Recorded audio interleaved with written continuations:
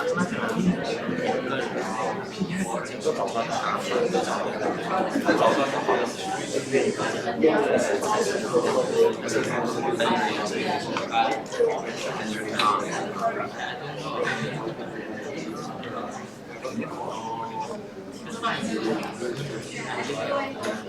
you guys ready? Do you guys typically start around now? Or do you 10 minutes? No? Okay, alright, cool. Okay. So Graham's out of town today. I'm filling in. These are his slides. So they're good slides. If they're good, it's maybe I edited them. If they're bad, it's his fault. No, I'm just kidding. And so I'm going to give a lecture on the material he prepared. We're going to be talking about efficiency tricks for neural nets and why word2vec is so fast. So basically my understanding is that where you guys left off, or at least in some previous lecture you got up to, is that a bunch of neural stuff, blah, blah, blah, and then Softmax to generate a word, right? This could be in a language model, LSTM language model. This could be like a seek-to-seek translation model. But anything you're doing on text usually bottoms out with Softmaxes on generating words. And what we'll talk about today is that turns out to often be the slowest part. Even though it seems like the simplest part, it's often the slowest part. Because when you get to the word, you have to touch the whole vocabulary to make it normalize. Okay? And so we're going to talk about speed-ups for that issue today. And a little bit about general GPU stuff. So, this is funny. I like this. Okay, so glamorous life of an AI scientist versus the reality. So what is this? Is this like an ad for cologne that says something about AI? That's awesome. Wait, what? Yeah? They had a very good-looking AI researcher star in one of their ads for the cologne product. Is this something that everybody knows about except me? No? Okay, this wasn't like some, okay. That's hilarious. That's really weird. Okay, so perception of AI, and then in reality, we're here like on the command line, like waiting for it to train for days. Right, okay. So today is about maybe, you know, reducing the waiting so we can be a little bit more like this cologne guy. So, why are neural networks slow? What can we do? Well, big operations, especially for softmaxes over large vocabulary, that's what I just talked about. So that's one of the big reasons that they're slow. And so one way we can speed that up is to approximate these big operations or approximate these softmaxes. We can also use GPUs to just leverage kind of more raw compute. So we'll talk about kind of both these approaches. GPUs, of course, love big, dense operations. They hate sparse operations. Another thing we can do is try to just reduce the total number of operations besides making operations dense and good for GPUs. Finally, our networks are big, and our data sets are big, and we can also just leverage kind of parallelism across multiple operations. So we'll talk about those different kind of aspects. But first, we're not going to talk about how to speed things up directly on a GPU. We're going to talk about how to approximate things to make them faster. And we're, again, focusing on this vocabulary level softmax that's really slow. So there's one whole class of approaches for speeding up that final softmax computation and even the training that are based on sampling examples to approximate the denominator or things like that. You'll see more detail in a second. We're going to talk about 3 of them. It's going to be kind of a grab bag sampler. Sampler, I guess it's overloaded here. We're not going to go into too much detail on each, but as you can see on the website, there's like a tower of readings. And each one of those goes into really clear detail on kind of one of these methods. So from lecture, try to get the general gist of these things, and then to understand in detail, or if you want to implement one, you'll need to refer to those papers because we're not going to cover kind of enough detail here, I'd say. Okay, so a visual example of the softmax. So again, imagine this is like, have you guys covered like LSTM language models?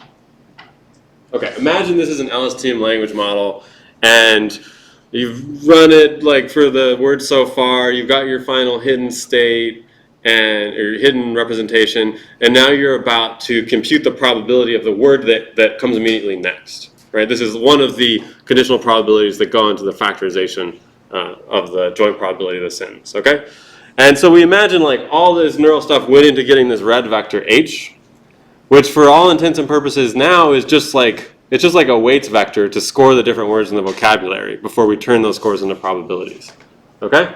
And so we can visualize that as follows. We have this big blue matrix, which is really, this is just a matrix of word embeddings, right? Each row is the embedding of one of the words in our vocabulary. And there's as many rows here as there are words in our vocabulary. Okay? Then we have H, which hits this matrix W. That's how I imagine matrix, like it hits it. Okay? And you can imagine H, when it gets multiplied in here, it kind of like goes up to the top and slides along, computing the inner prog with all the rows. That's how matrix vector multiply works, okay? So it's going along and it's scoring all those word embeddings. We also have this green vector B. These are just like the bias terms for each of the embeddings. We could also learn them, or we could just pretend they're not there. That's not super important. So we do this matrix operation, and now we end up with a vector of scores that's as big as our vocabulary, okay? And what we have to do is turn that into a probability distribution, a multinomial distribution over the vocabulary. Simplest way to do that is exponentiate the scores and then divide by their sum, right? That's what a softmax is, okay? All right, so little preview. The way in general these sampling-based approximations are going to work as is follows. If we're training a language model, there is some particular word in our training data that comes next, right? Like, we're running through our training data, we're trying to train, we got our contacts that we ran our LSTM, blah, blah, blah. We have the word that we're trying to optimize the probability of that word that we saw in the training data coming next, okay? So there is a correct word we can get from the training data. That corresponds to some row, right, in this matrix computation. Okay, so we're going to definitely use that, because we need to use that. We're going to use that row in this computation. But we're going to try to avoid using all the other rows. What we're going to do is we're going to kind of grab a subset of other rows. And these are going to be called negative samples. Why negative? Well, each of these rows, again, corresponds to a word. And the other rows are words that didn't come next. So they're kind of the things you want to contrast with what you actually saw when you shift your probability around when you train the neural net. Okay? And there's going to be different ways of selecting this kind of sparse subset of rows and what we do with them once we select them. We're going to talk about a couple different variants. Does that make sense? Kind of high level, big picture? Okay. So let's get into like really concretely why the exact thing is slow. So let's just actually write out the math for Softmax. So as I said, right, we do that matrix stuff. We got our vector as scores. If you guys were in 7-Eleven last year, you know I had the iPad with the pencil. Like I keep having the urge to write on the slides. I need like a big stick or a laser pointer or something. But so as you can see here, we've got the final hidden state. We got the hidden state we're going to use, and now we're doing the softmax. So what that looks like is compute that score vector, which we represent here as S xi given h. Well, actually, that's supposed to be a particular entry in that score vector. Okay. So we're trying to compute the suppose xi is some word in the vocabulary that corresponds to one entry in that big score vector we computed. So we grab that entry and we exponentiate it. And then we divide it by the sum of all the other exponentiated entries, right? And that's what the denominator is. That's called the partition function or the normalizer or whatever. And we separate out this notation, and this is fairly common in machine learning, just to refer to the partition function, z of the kind of thing we're conditioning on. And so this is the thing that's slow to compute. And you can see why. It's got a sum over the vocabulary in it, which could be like millions of words, right? Okay. So that's slow. We don't want to have to deal with that. So that's the big picture. That's what's slow. That's what we're trying to avoid. We're trying to avoid computing this full sum. So here's one simple way to do this. It's called importance sampling. You may have seen importance sampling is like a general technique for approximating samples from a distribution. Here we're going to use it to approximate samples from our current distribution that we're using to model the next word to get our negative samples.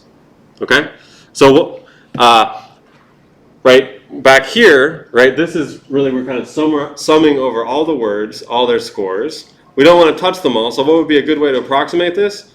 Well, let's sample a couple words by their probability and just add in their terms. Right, that's like a Monte Carlo approximation to this big expectation. Okay, so one way to sample them is as follows. We pick an arbitrary sampling distribution, Q, okay, and this is what importance sampling does. and we sample some words from that we're going to call our negative examples that go in the denominator.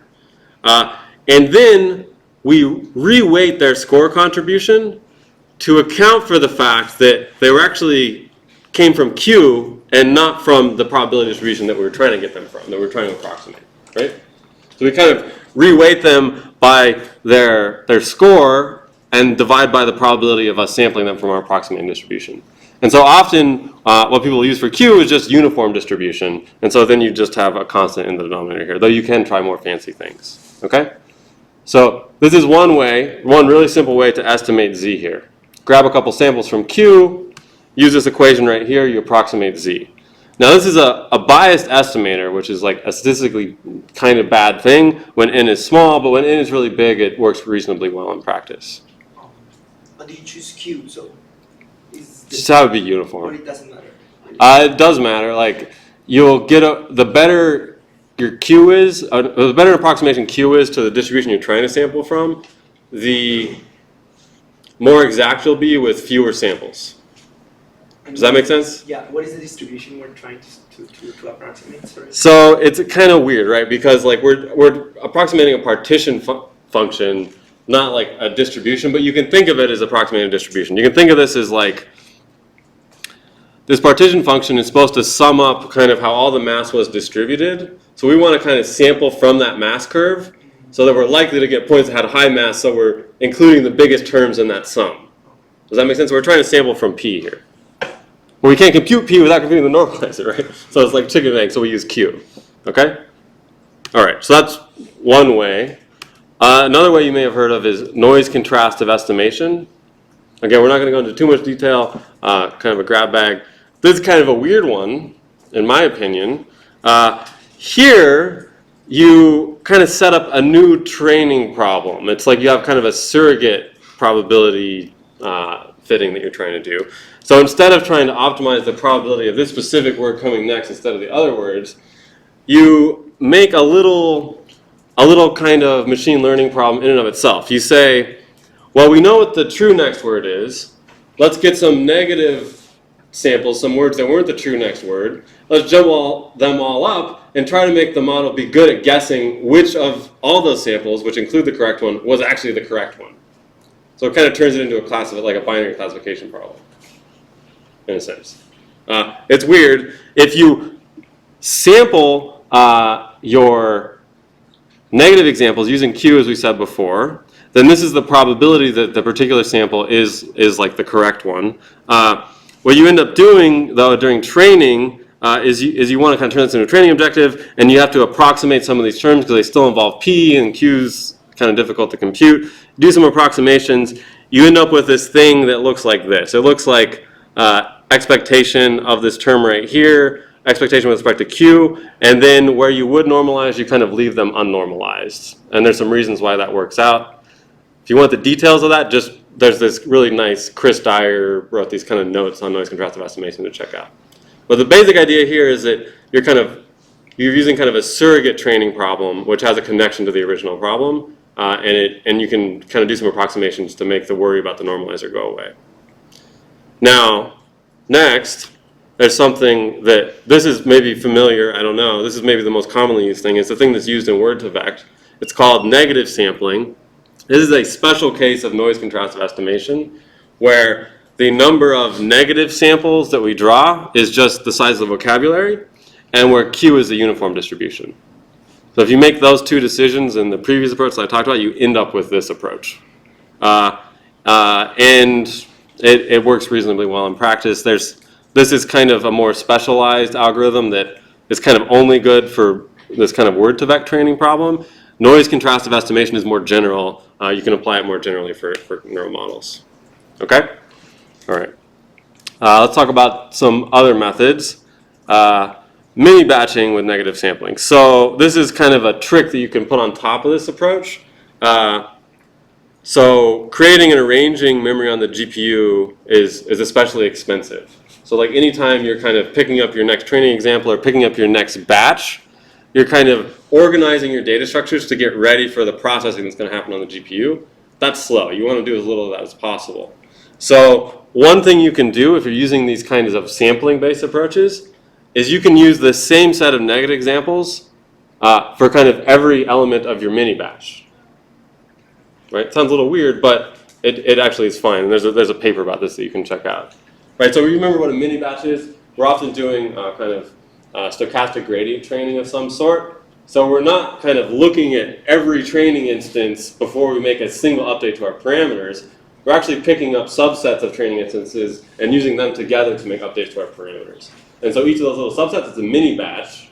And so we're saying that you can just, back here, where did that go? When you pick kind of which rows of your vocabulary you're actually going to talk about, you can make that decision once for your whole mini batch and organize stuff in memory and not have to do it for each instance in your mini batch. And that gives you some speed ups. Okay. So how do I do this? Switch over to the GitHub, I guess, not. Uh, Or just that, yeah. okay. So, do you want me to go over it, or do you want Oh, it's not running it? We're just talking to, okay, yeah, you're going to, yeah. So I'm going to let the TAs talk about the code. Okay. So, I guess for the negative sampling code, the beginning is sort of. Can you make it bigger?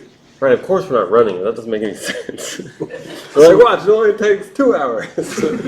So Graham has done that in the past and just let really? the numbers tick. I think we'll pass though. Yeah. So I need the to make the font a bit bigger, right? Which command plus? Yeah.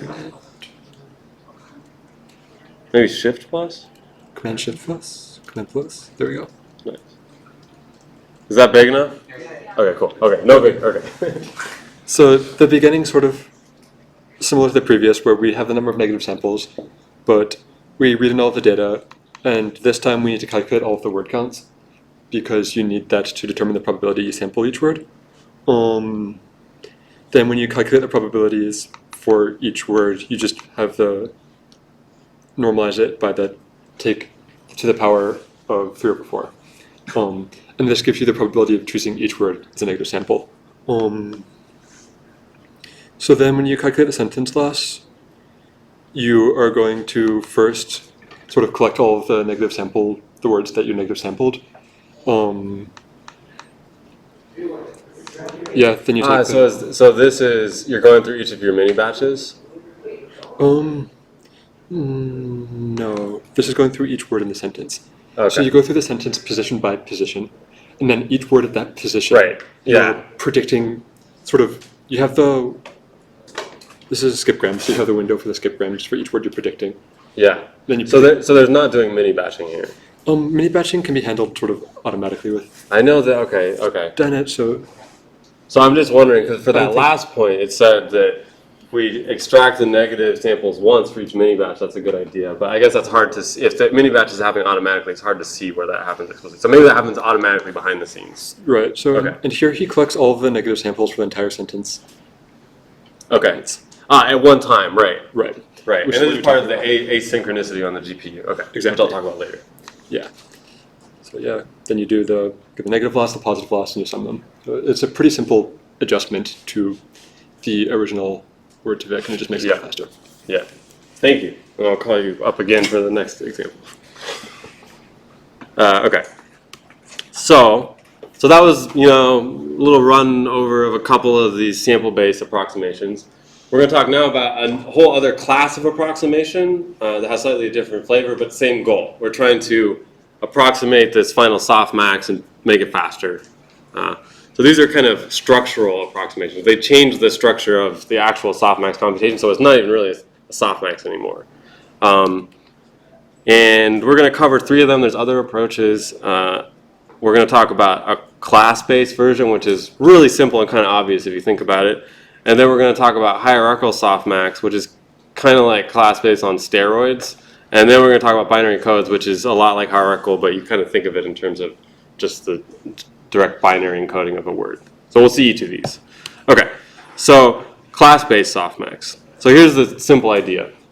So instead of just getting from the final representation in our neural net to the word that we're going to spit out in one big step, which is what a softmax does, we're going to do it in 2 steps. And each of those steps is going to be way, way less computationally expensive than the whole kind of softmax. each of those steps is actually going to be a softmax, just a smaller one. So the idea is like this. Somehow we cluster our vocabulary into groups of related words. Okay? And then our first step is, using H, we predict the cluster. All right? So there it's only a softmax over the number of clusters that we predefined. All right? Way smaller than the size of vocabulary. Okay? If you chose not too many clusters. The final step is, given the cluster that you predicted, now predict the word, the specific word in that cluster. And again, softmax, but much smaller, because now you're just talking about a small subset of the vocabulary. Okay? So quiz, suppose you have k clusters in your vocabulary size v. What's the computational complexity of this?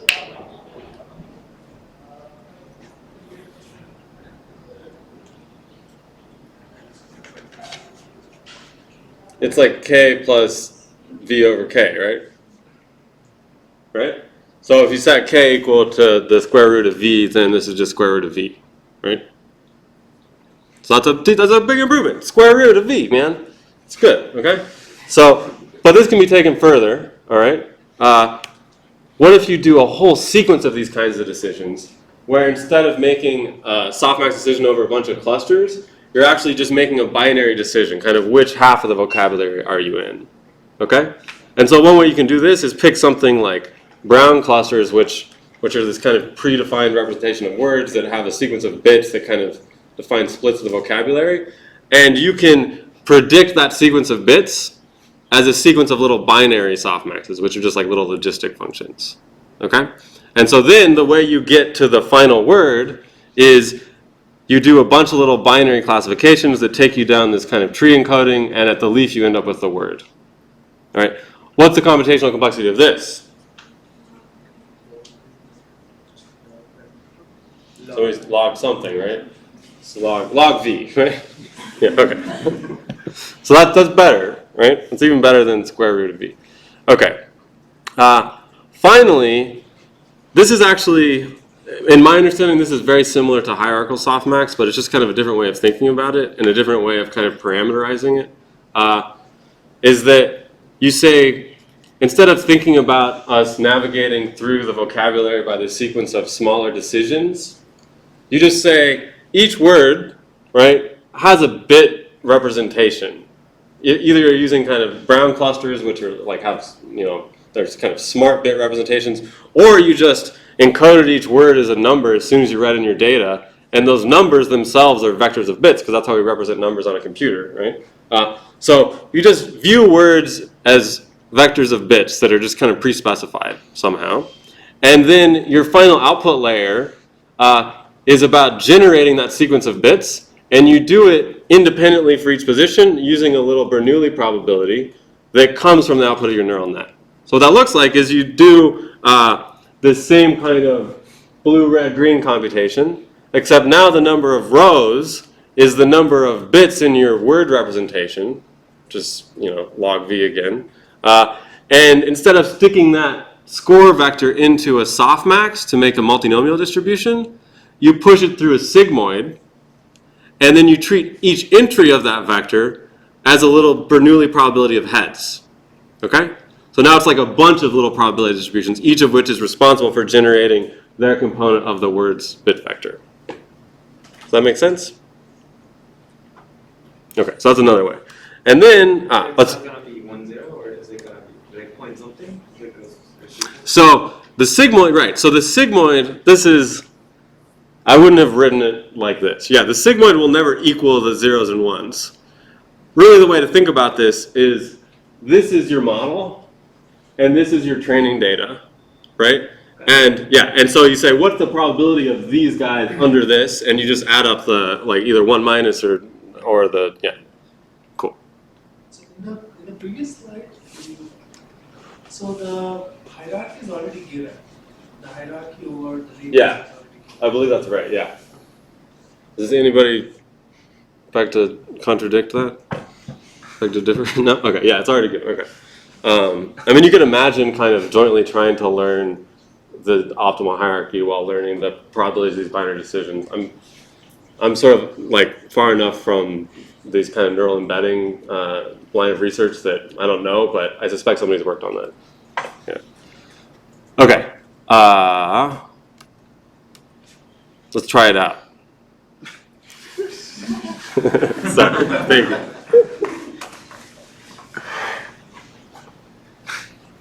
I don't know Dynet, so it's hard for me to talk you guys through Dynet code.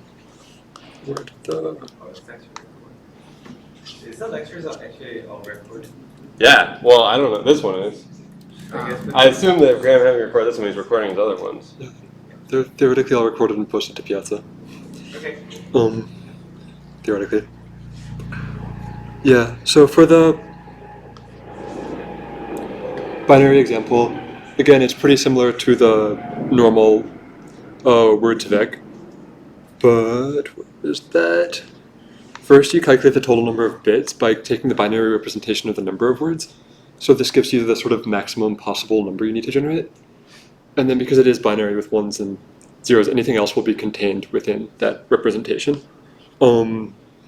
So when you get the score, you just do the logistic of the hidden layer times the embedding, and then you get the word representations in the sentence in binary, you input those into Dynet, and then you just take the binary log loss between the scores and that x. So this will try to force the output of the logistic to be as close as possible to the correct binary sequence for the word. Wait. So- Right, well, it should, okay, it Right. should just So- add up the probabilities of the bits under the model. That's equivalent to what you said, right? Okay, all right. Yeah. Yeah, it's not like L2 or anything. No. That would be very weird. Okay, Yeah. So cool. yeah. Good, thank you. You're good. How the NumPy elaborates the binary assumption? Yeah. So because we're representing our words as previously as an integer in the default dictionary, so we need to convert that integer to a binary representation of that integer to compare it. So we're just using NumPy to get that binary representation. It doesn't have that API. Well, I mean, no, I guess not. Apparently. But it's simple enough because you can just get the binary representation and take the input vector of that. I mean, you can just like divide your number by 2 a bunch of times if you want to find the bits out. Right? Yeah. Thank you. The representation-wise, I mean, just the bits don't have any information except just encoding. Yeah, my understanding of this approach is that, yeah, this is like, when you think of it as binary encoding, it's like, it's kind of arbitrary bits. When you think of it as hierarchical softmax, it's like you smartly chose your bits. Right. But, yeah, don't quote me on that. Like, check, make sure I'm right about that. But it would depend on how like the order you made the words, basically. Right, yeah. Yeah, so. Yeah, no, the order would matter. It also depends on how you parameterize them, and it's possible there's some smart way that you do the hierarchical thing. But check out those papers. But you kind of get the flavor of the different things that are being toyed with here, right? Yeah. Okay.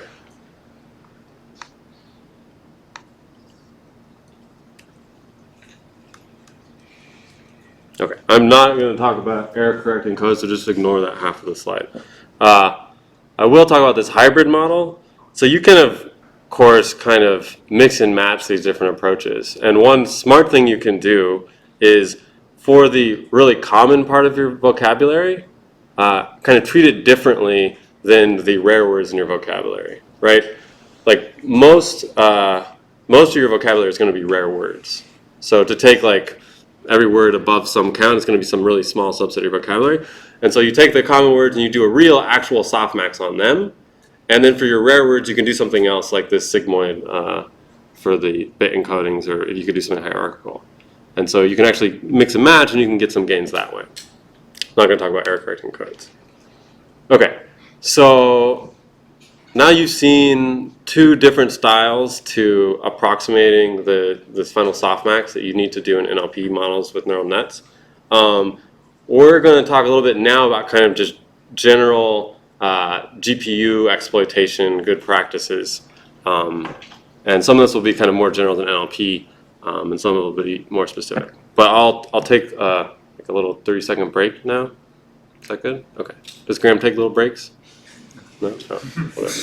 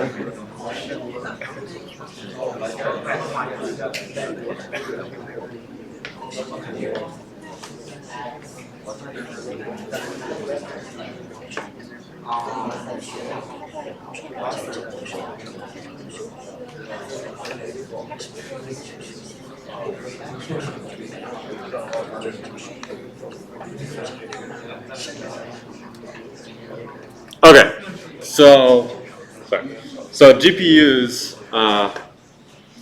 I mean, I guess I said this once before in 7-Eleven. I think it's an important point, like to think about what is the difference between a GPU and a CPU. And again, a little bit of this is going to be me kind of talking out of my area of expertise, but I think it's basically right. So there's kind of like a fixed amount of silicon that you can kind of print at one time, right?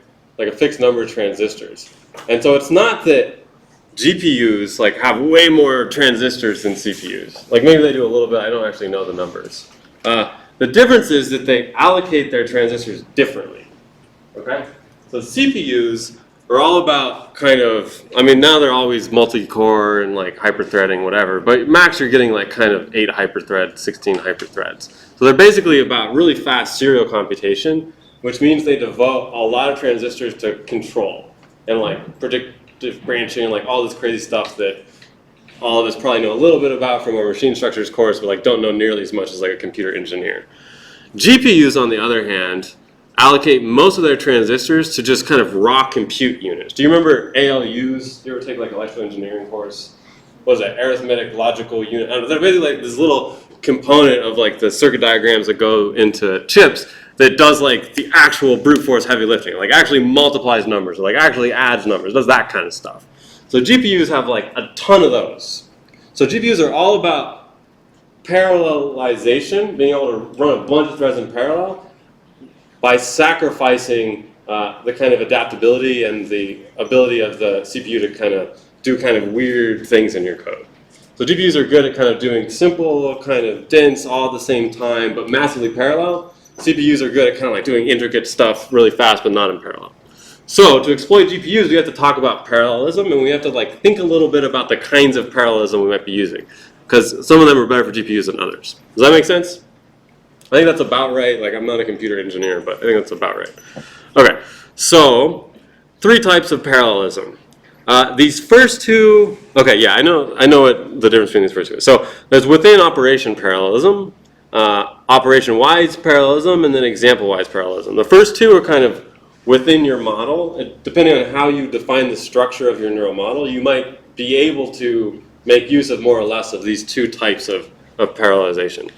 Data parallelism, on the other hand, is really simple. It's if you have it set up so you have a bunch of data points and some of them can be processed in parallel, you just do parallelism on the data set itself. And you can get speed ups that way. Okay, so let's zoom in a little bit. Within operation parallelism. So a classic example of this would be like a vector matrix multiply. So this is, like we talked about, this H comes and it hits the blue square and it like slides down and computes up all the dot products. I really like to think of it as kind of, there's agency to the vector. Anyway, but so that's like a bunch of independent little dot products. Once you get your H up there and you're sliding it along, you can parallelize across each of those individual dot products that goes into this matrix multiply, matrix vector multiply. And so here, if you're on a CPU, you might have like, 4 threads and each of them is handling a block. On a GPU, kind of each one of these would get its own ALU, hopefully, and can be really fast. And this is something GPUs are really, really, really good at, because you're basically doing a simple mathematical operation, and you're doing the same one kind of over and over again, which is slightly different with slightly different numbers. And so there's no worry on the GPU about like, well, this thread's going to take this kind of control branch, and this one's going to take this other control branch, and there's all this bad stuff that happens on a GPU, and that happens. Here, they're all following the same control path, which is nice, and that's why it's fast. So, and yeah, and of course you can make uses on a CPU as well. There's this cool library, MKL, which is like hyper optimized and can make use of CPU parallelism to make this fast, but not quite as fast as you can get it on a modern GPU. Operation-wise parallelism, this is a little bit more tricky to get working. This is like, well, suppose as part of our computation, we had a bunch of different steps. One was a matrix vector multiply, one was a tanh, another was a sigmoid, another was like a element-wise multiply, I guess. And we knew, because of looking at our model diagram, that these things didn't depend on one another, that they could happen in parallel. Well, you can do that. You can assign a thread to kind of each of these different operations and run them in parallel and then collect the results at the end. And this might happen kind of multiple times throughout your model computation. It can often take a little work, though, to find the places where there can be this parallelism, where there aren't dependencies, and there's some toolkits that kind of try to do this automatically. Does Dynet do some of this? I think TensorFlow does some of this. Okay. They'll try to find these places where you can kind of do operations in parallel. This will come up again later, a place where you can do this kind of manually is often with data read and write operations. So when you issue a command to the GPU, it happens asynchronously. Like your main control loop can keep going. So you can kind of queue up a bunch of commands that will finish when they finish, and then you kind of wait for them on. So they can all kind of happen in parallel. And sometimes it's good to get your data reads going early so they can go in parallel with the computation. Another problem with this approach, besides identifying where you can run separate different operations in parallel, is making sure that you kind of have an equal amount of work. This isn't super useful if this matrix computation on the left takes 100 times longer than any of the other operations. Then it might as well be serial. So that's kind of tricky too. Okay, so, and then finally there's example-wise parallelism, and this is kind of the simplest, easiest kind. If your data set has a bunch of different sentences, and your goal, let's say, is to compute the probability of each sentence, well, you can compute the probability of each of those sentences in parallel by just assigning one thread to each sentence. And that's really easy to exploit on the CPU. GPU is a little bit harder. Okay. And then if you're actually kind of doing this on a cluster where you're parallelizing not just across threads, but actually across nodes, then there's a lot of work, and how do you kind of like actually make stuff accumulate back to the right node, and there's frameworks that kind of make this easy for you, but it's often a lot nastier than trying to do it on one node. GPU training tricks. Any questions about that stuff? No? Okay. So now I maybe disagree a little bit with this. CPU like a motorcycle, GPU like an airplane. Because here's the thing, like the top speed of a motorcycle is way slower than the top speed of an airplane, right?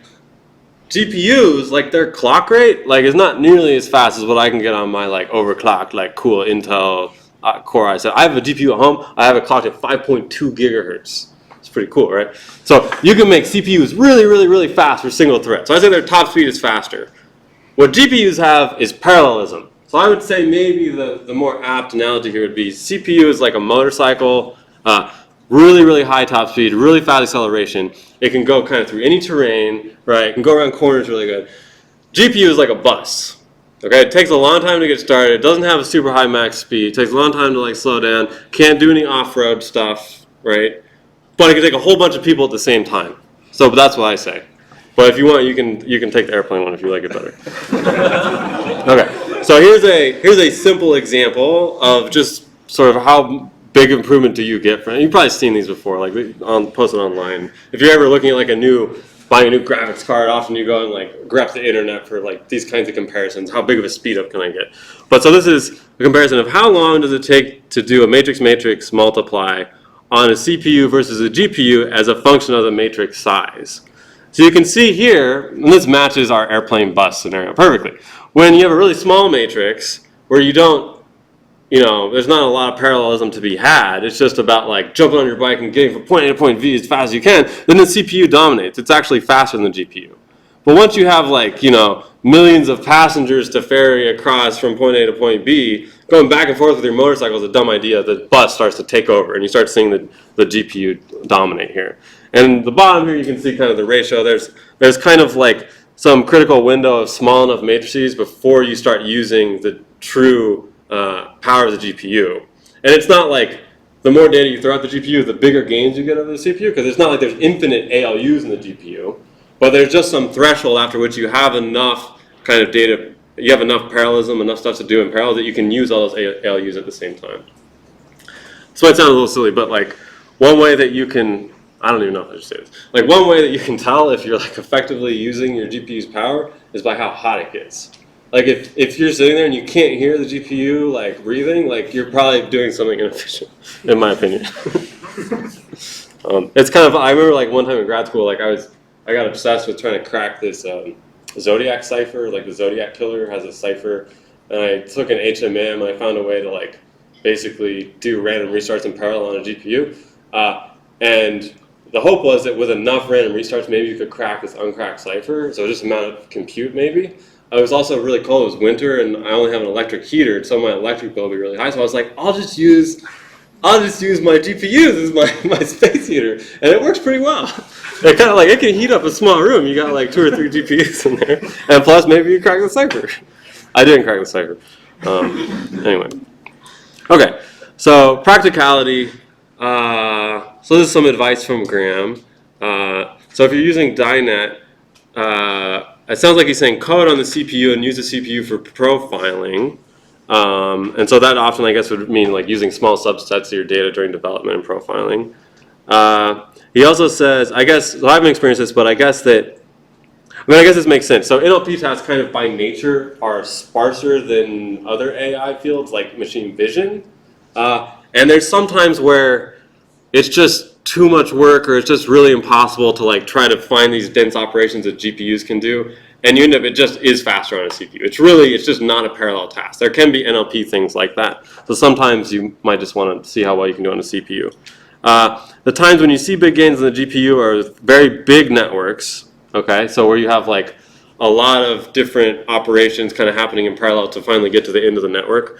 Or places where you have softmaxes with no approximation, like we were talking about earlier. Those, of course, it's a lot of compute, and if you're not going to approximate, a GPU can help you do that compute. Gains when you do mini-batching, and that's, I guess, because you get data parallelization in the mini-batch, and then just generally optimize things properly. So here's a couple of speed tricks from Graham. And these seem like, these are good and simple and usable. So the first one, something that you do once at the beginning of the sentence, something that you can do once at the beginning of the sentence, don't do it for every word, okay? So this is like just kind of obvious if you've ever tried to optimize code, right? Like bad in the top you see for each word, append this little computation, which is W times C plus X. Well, you instantly see right here, W times C, that doesn't depend on X. Like, we should just compute that once and cache it and then reuse that value. So you can see that happening down here in the good code. Okay? I mean, this is something like I'm sure you've done this before, like even on a CPU, just optimizing loops and like pre-caching computation. This is important, still important when you're talking about DINET and GPUs. Speed trick 2, reduce the number of operations. Okay, so what this means, it doesn't mean like reduce the total amount of compute that you're kind of asymptotically talking about. This means like just do it in bigger chunks. Like for example, if you think you wanted to do a bunch of matrix vector multiplies, but it turns out that matrix you're multiplying the vectors by each time is just the same matrix, you might take a step back and realize you're just doing a matrix multiply, right? And that's what this says. So here's, first case is a bunch of matrix vector multiplies with the same matrix. And then the good case is, oh, actually, let's just do a matrix multiply. And so this will be faster, the lower one, because kind of less stuff has to happen of staging stuff and going back and forth between CPU, GPU. Speed trick 3, reduce CPU, GPU data movement. So this, I always kind of have trouble with this unless you're kind of like directly writing the like read-write operations in like raw CUDA, because it's kind of hard to know what's happening behind the scenes. But when you do move memory, this is what I was saying earlier about asynchronicity. Try to do it as early as possible, because behind the scenes, the system will kind of overlap computation when possible between the CPU and GPU. So if you get a data read going early, there's a chance that other stuff could be slotted in to run in the meantime. So here's an example of that. Bad, you're going through words in a sentence, and for each word, you're actually going to like input some more data, okay? So here, go through the words in the sentence, and for each word, as you grab them, right before you do your processing on them, reading the data there. Bad idea. Good idea is ahead of time, just reading all the data for all these words, and then go through the words, and when that data is available, do the processing. And so you can kind of like be simultaneously reading in and overlapping with processing. And so you'll probably see this in some of the example code. Okay, what about memory? This, yeah, for me, this often, when I've been writing my own kind of CUDA stuff, has been the big issue. Most GPU, when I was doing this stuff, it was like 3 gigs was all we had. When I did that thing that I was talking about with trying to crack the Zodiac cipher, I was doing weird stuff like, I wasn't even using, so you never use doubles, first of all. Do you guys know that on GPUs?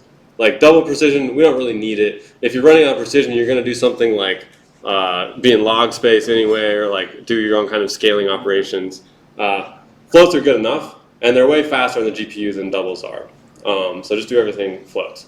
What I was actually doing is I was like packing numbers into like 8-bit precision by using chars and all this weird stuff, and then kind of like variables. Like that's because I had to fit it in 3 gigs. Now we have 12 gigs, a little bit better, but it's still pretty crunched compared to how much kind of system RAM we're used to nowadays. So memory is a major issue. Minimize unnecessary operations.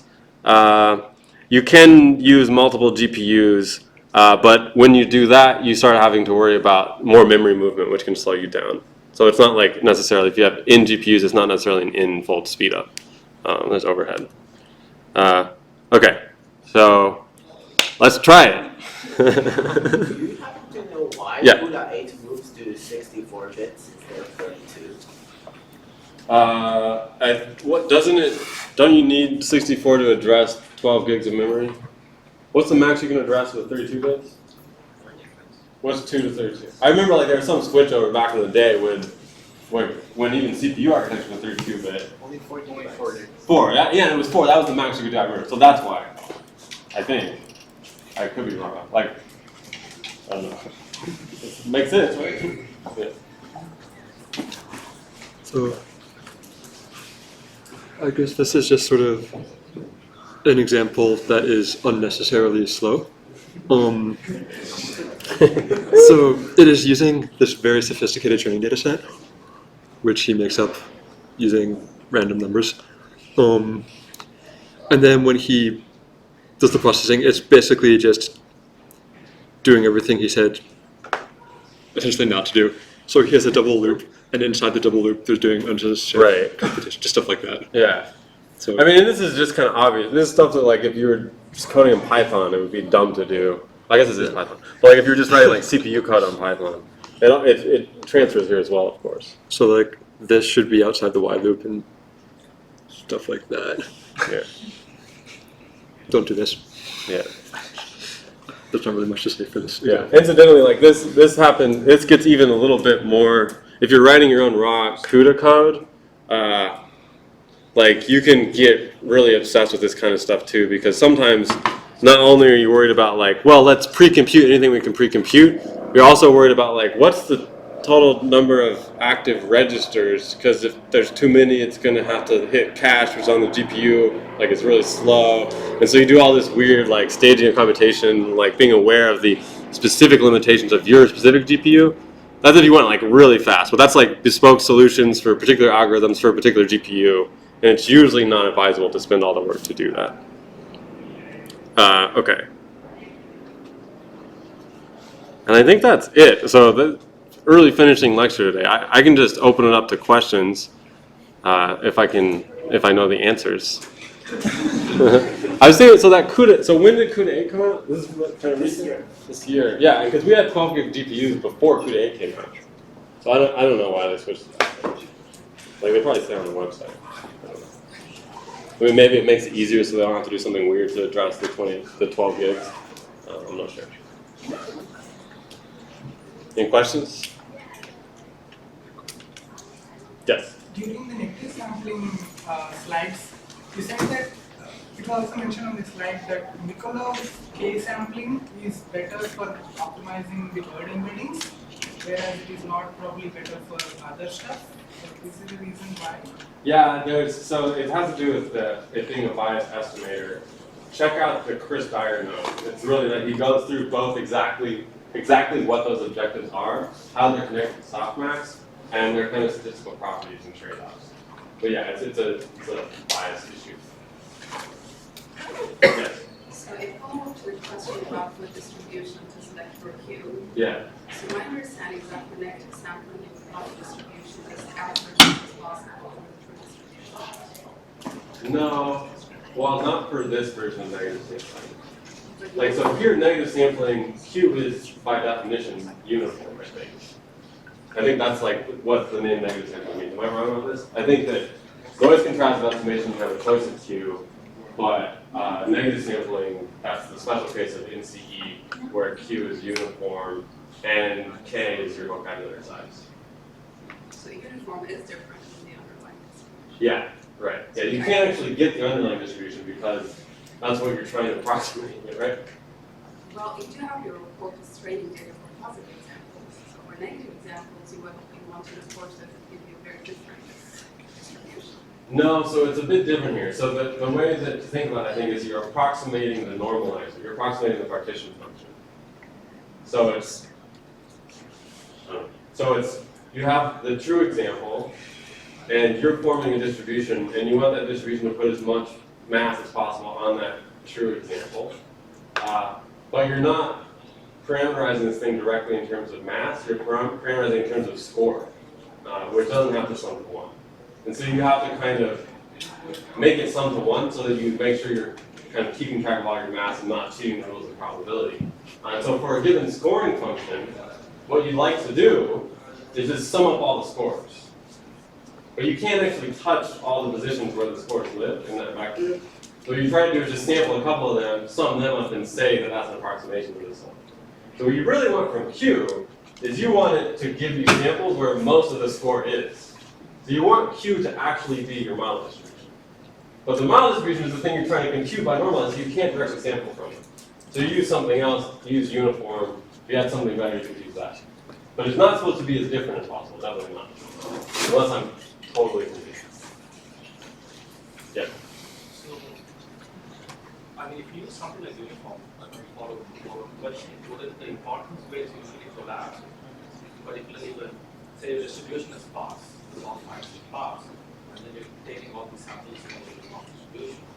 So, well, the Softmax in these models typically isn't sparse, right? Like, it's like, you've got this kind of dense neural net, it's going to assign scores a little bit to everybody.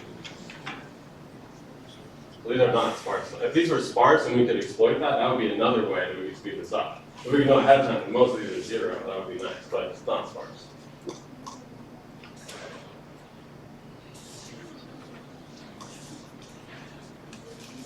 Yeah. So for the important sampling, do we backpropagate the error only for the sample area, or we backpropagate to all the word vector? You backpropagate into all of them, I believe, because the objective is going to talk about the negative samples as well, which means that when you differentiate it, you're going to have to backprop through the negative samples. So once you get the normalizer approximated, you get the probability for every one of them. So that means you get that probability for all of them. Right, and remember, the normalizer is changing as you're learning, right? Right, like that. It's not like just compute it once. It's like every time you change the weights, you have to, yeah. So it's part of the backprop because it's part of your objective. It depends on the thing you're differentiating with respect to, and so it's involved in the gradient computation. Okay, well, short class today. I hope I didn't say anything wrong.